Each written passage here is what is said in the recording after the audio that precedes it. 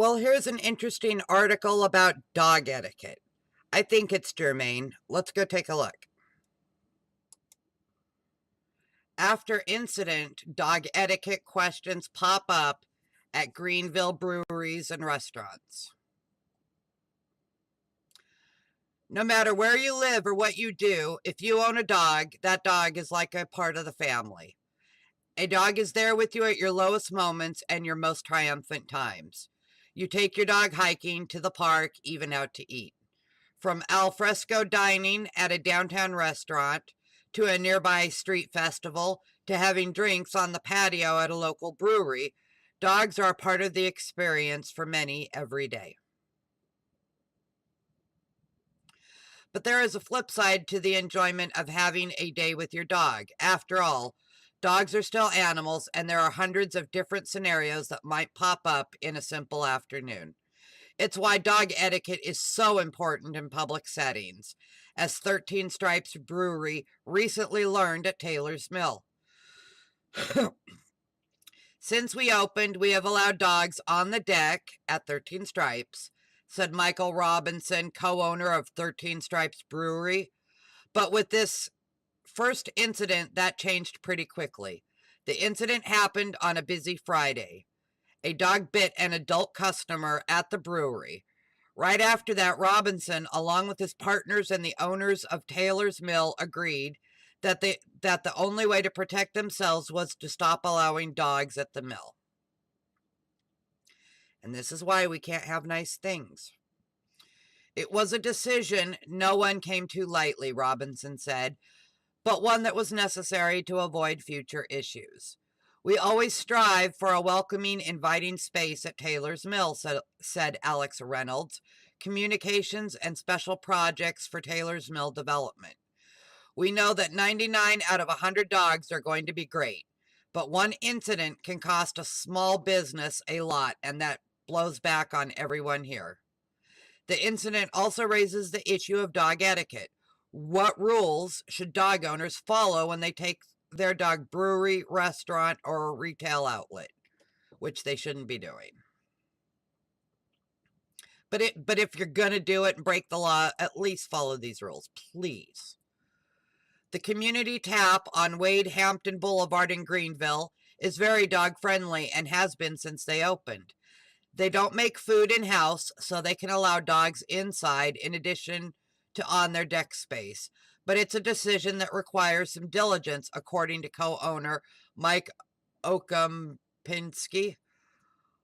Most of our incidents over the years have been two dogs that might not get along, Okupinski said. The owners usually take care of that quickly, but you do have some times when you have to ask customers to take their dog out on the deck, and we are pretty vigilant that any issues are taken care of as fast as possible. At 13 Stripes, the announcement that dogs would no longer be allowed on the property came with support as well as blowback from customers. The post announcing the change was their most commented one on Facebook, Robinson said, and some said they would not be coming back because of it. Others were glad they wouldn't have to worry about dogs on the property any longer. Bad news, service dogs. And others were disappointed but didn't come out and say they wouldn't be back.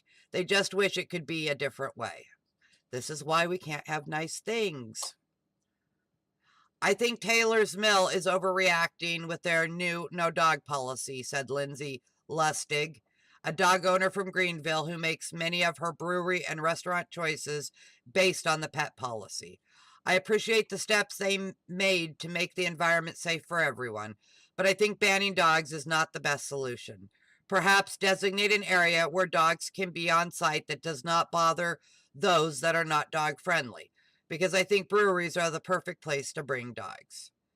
There is certainly a dog culture knitted tightly to the craft beer culture. It's the same with the outdoor sports culture as well. At the soon-to-open Tetrad Brewing on Stone Avenue, next to the coming Half Moon Outfitters, co-owner John Butcher said the pet policy is one they are reviewing. It's been something we have looked at more since hearing about the 13 Stripes incident, Butcher said. but people love to hike with their dogs and go to breweries with their dog, and that certainly factors in.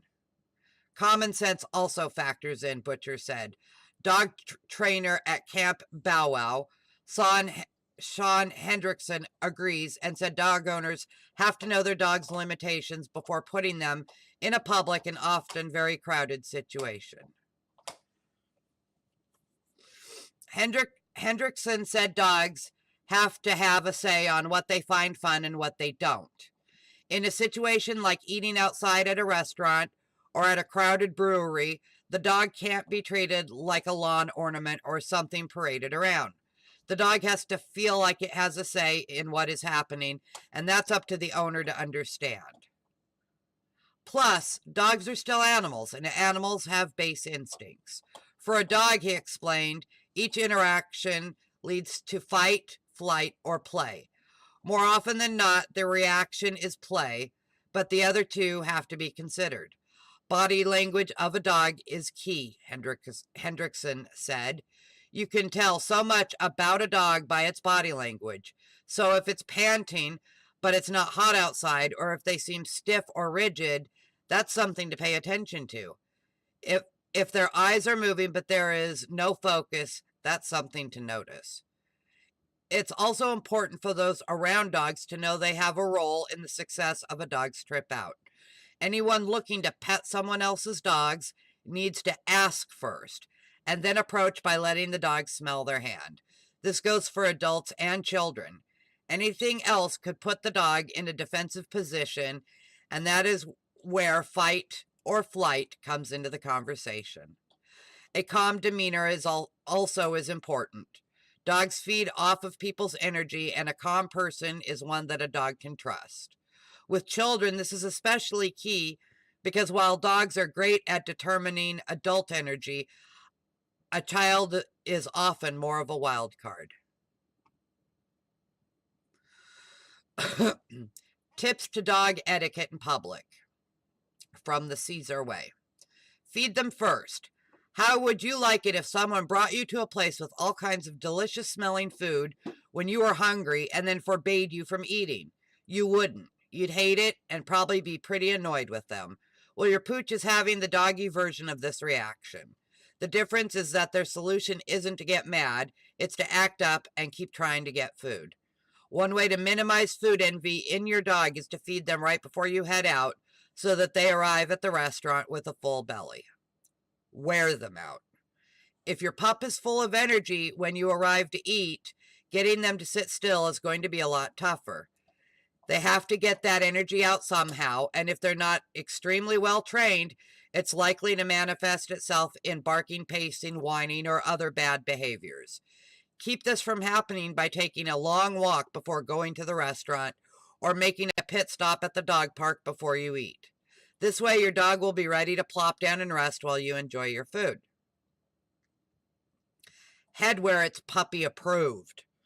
No one should ever just try to head into a restaurant with their dog unless they know the venue is friendly to pets. But hopefully you already know that and have found several places with outdoor seating areas that Fido can enjoy. Today's technology lets you take it even further than that, though.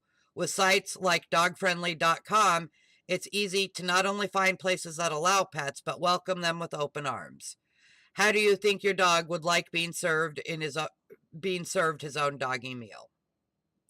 Bring distractions. Many waiters are happy to bring out a little bowl of water for visiting pooches, but don't count on it.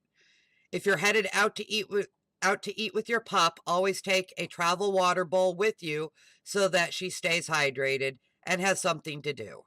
Speaking of which, being forced to sit still and do nothing while you eat can get pretty boring for your dog. So why not bring something for them to do? Chew toys and tough-to-chew treats can be fantastic ways to keep your dog distracted throughout your meal and elicit good behavior.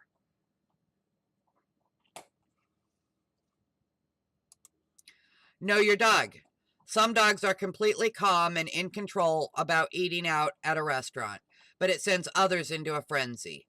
You know your pooch best. If you know that he or she freaks out at the sight of kids or other dogs and you have difficulty controlling the behavior, eating out together might not be the best idea. Anyone bringing a dog to a restaurant should always make sure that they are trained in basic commands first, such as sit, stay, come, down, and so on. Your wording may differ, but you get the gist. If your pup can't follow those rules, heading out to eat with them shouldn't be an option. One final overall rule that you should always use when out and about with your dog. Make sure they are leashed. Even if your dog is well behaved, you never know when a surprising incident might set them off, or if you'll have to pull them out of harm's way. By keeping them leashed, you're protecting not only others in the restaurant, but your dog as well. So I'd like to add to that list of doggy etiquette, if I may. Being a service dog handler for over 20 years, I've got some more to add. Give other dogs and handlers space. It doesn't have to be huge amounts of space, but it should be enough space that if their dog lunges and it takes them a half a second to get control of their dog, or your dog suddenly lunges and it takes you half a second, that never the two shall meet, and assume that their dog's going to lunge out and your dog's going to lunge out at the same time. So it needs to be enough space so that they cannot actually touch if that occurs. Give other dogs and their owners space. If your dog's acting up, if it's whining, carrying on, being a pain in the fanny, remove it. I don't care what your plans are. You decided to bring your dog. Your dog's acting up like you would a toddler. You remove the dog from that situation. You take them outside, whatever you've got to do. Remove them so other people don't have to suffer through your dog's bad and annoying behavior. When you have your dog out in public places, be considerate that other people might have allergies or fear of dogs. Be very aware of that. Be aware if people are pulling away from your dog or moving away from your dog, give them extra space. Respect their wish. If they're pulling back, they're doing it for a reason. Emphasize that in your movements and give them some extra space. It'll be appreciated and you'll look very considerate and sensitive for doing so. Talk to the person first and not the dog.